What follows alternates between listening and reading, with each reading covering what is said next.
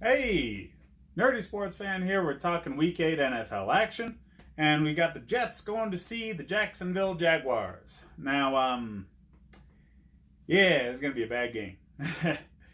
There's a lot of that going around this week, man. The Jets got a win against the Cowboys, and then proceeded to lose their lunch against the Patriots. Every team's doing that, so don't feel so bad about that, guys. The Jaguars have had some really miraculous and fun wins ever since Gardner Minshew came to town here. Well, he's been with them all season, you know. Foles got hurt in the first game. But, yeah, they lost Ramsey. They had to trade him away. He wasn't playing for a few weeks anyway, so it's not a huge deal for them. But they're not a team with a lot of direction. They got more direction than the Jets do. But, you know, Sam Darnold's going to have a real hard time against a defense like the Patriots. Maybe not so much against the Jaguars. So, the Jaguars need to establish defensive front dominance early. The Patriots showed that if you get in Darnold's face often, early, he'll see ghosts. That guy will be hearing and seeing things that ain't there. And over and over and over again last week, when he was pressured, or really late in the game, even when he just sniffed a little pressure, he threw flat-footed, lobbed, just get it the hell out of his hands. And that turned into a lot of very good things for the defense. Yeah, some interceptions happened. McCourty, Gilmore, everybody got in on it. Okay? It was a terrible, terrible game for Sam Darnold. And yeah, it's going to happen when you have an overall bad team. And it is an overall bad team. They have a great running back. They have some very solid players on defense. The defense isn't cohesive. They need a solid linebacker to quarterback that defense and whip them into shape, because they got some good safeties. They got good defensive linemen. The linebacking unit is really where I see the flaws. And they thought they had that in C.J. Mosley. Guess that didn't really pan out too well, because defenses are different.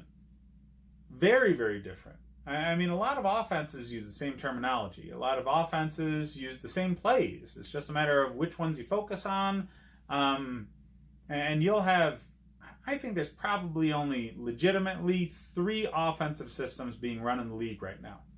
And the only difference is, from one head coach to another, is gadget plays that they put in specifically for game plan against one team, and terminology, and frequency of one play over another. That's it.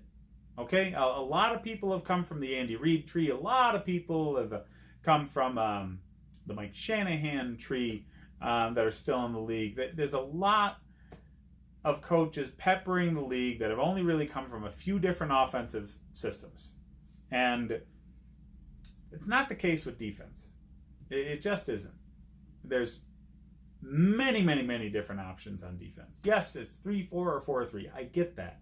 But most teams have to use the nickel and dime coverage a lot more than they've had to in the past, because of how pass-centric the league has gotten.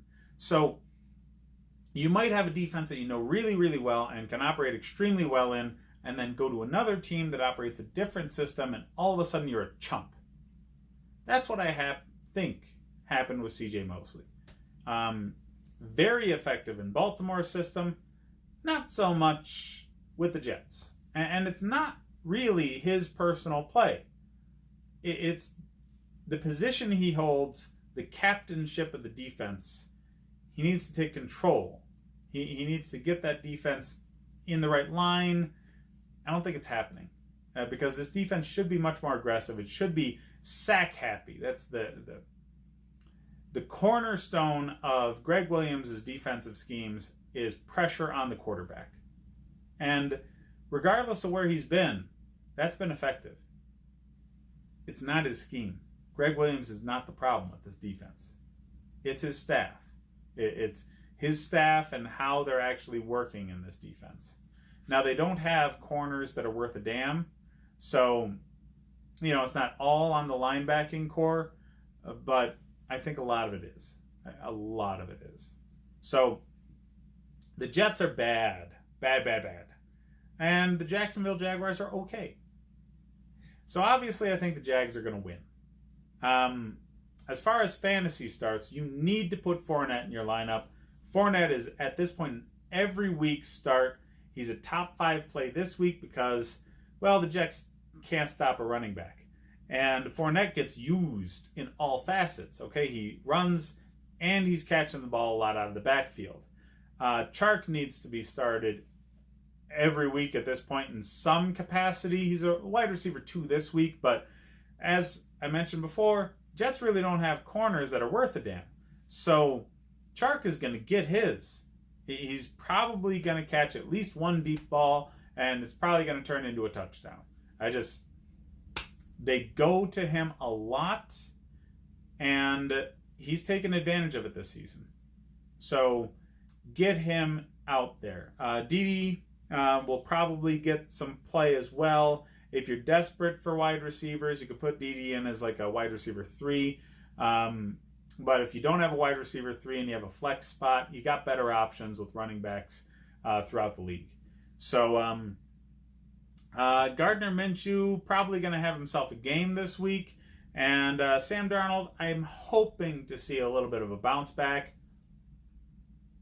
He's not going to be as bad as he was against the Patriots. Let's start it there. You can't be as bad as you were against the Patriots. That's about as bad as a quarterback can play. But yeah, it's still not going to be good. All right, so Darnold, he's still getting through some young quarterback stuff, and going up against a good defensive scheme like what the Jaguars have, it's not going to be good for him. Yeah, they don't have Ramsey, but they have good overall talent on that defense, starting with a very, very strong defensive front and solid linebacker play. So, whereas their secondary is definitely weakened without Ramsey, secondary is a very dependent sort of situation. If you have pressure on the quarterback, your defensive secondary is going to look a lot better because they're going to get more chances at some wobbly balls and get some interceptions. So, as long as Calais Campbell is up front for the Jaguars, that secondary is not going to be as much of a problem to deal with. That man gets hurt, then we start to call into question who they got playing corner. Starts-wise, definitely start Fournette. Definitely start Chark. I don't start anybody for the Jets. There's not a soul. Le'Veon Bell's probably a flex play this week. I know you guys want him to be a running back 1 every week, but he hasn't shown that. This season, in this offense, everybody knows he's the only thing they got. So everybody's focused on him, and he's just not putting up the points. He's still a talented running back, but it doesn't translate to stats when everybody knows he's the only thing you got. So start Jaguars defense. They're winning this game. They're winning it by a lot. I got them by 10. So the 6-point spread, I would definitely put my money on the Jaguars still. Hit up the rest of the videos I got for more fantasy advice, and check out the Nerdy Sports Fan Weekly for some recent sports news.